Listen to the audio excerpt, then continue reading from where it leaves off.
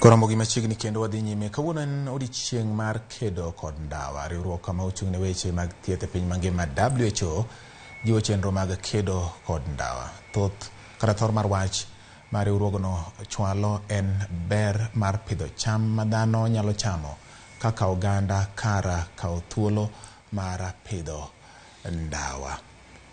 Jopur mag ndawa ahinya to e kaunti ma Migori bende koro kwa mondo mi one ni gibedo akicha kendo giluwore kod chike moketi. Ji maromo 349 milion 349 onge chiemo moromo e piny mangima. Milion 3.2 ni kod heka mag puothe ma ipidho e ndawa.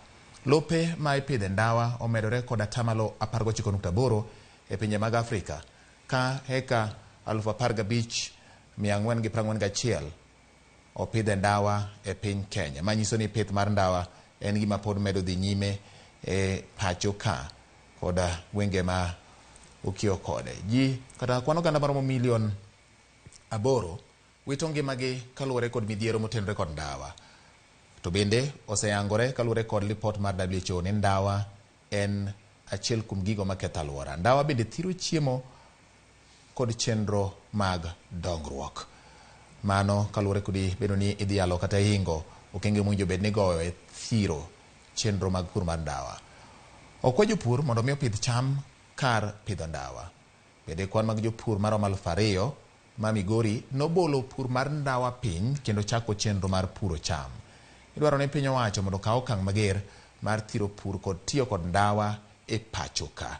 Magin moko kuom okenge ma oketi e neno ni okedi kendo thir weche mag pith kod tiyo kod ndawa e pacho ka Nyakaramogi. Gin weche mabende piny mangima kokalo riwruok mochung' ne weche mag thieth WHO medo dhiro jopiny kata kwayo jopiny kaachiel kod telo mag pinje mopogore opogore magin piny owacho maketo okenge kod chike mondo ne ni oketo okenge mathiro weche mag pur kod mar ndawa kod tiyo kod ndawa. Jopur mag ndawa ahinya to e kaunti ma Migori okwa mondo mi oyango oganda mar nyota mos e kar pur mar ndawa kaka achiel kuom yore mag kedo kod math mar ndawa e pacho ka.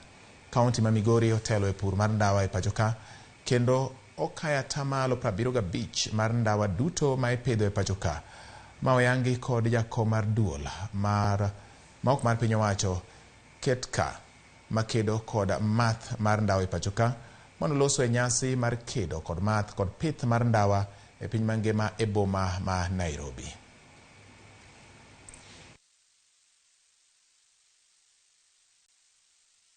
Kenya, shirika WHO na lile la World Food Program pamoja na FAO pamoja na county government ama serikali ya gatuzi la Migori, halafu na wizara ya afya, wizara ya kilimo katika nchi yetu zimeanzisha mradi wa kuhakikisha ya kwamba mashamba yetu haina tumbako.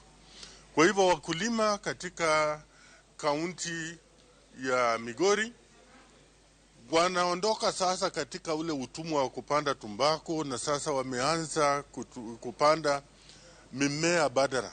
Wakulima wa Migori wameamua hawataendelea kupanda tumbako, watapanda mimea badala. Na huko sasa wanapanda hasa maharagwe ambayo yanaitwa nyota beans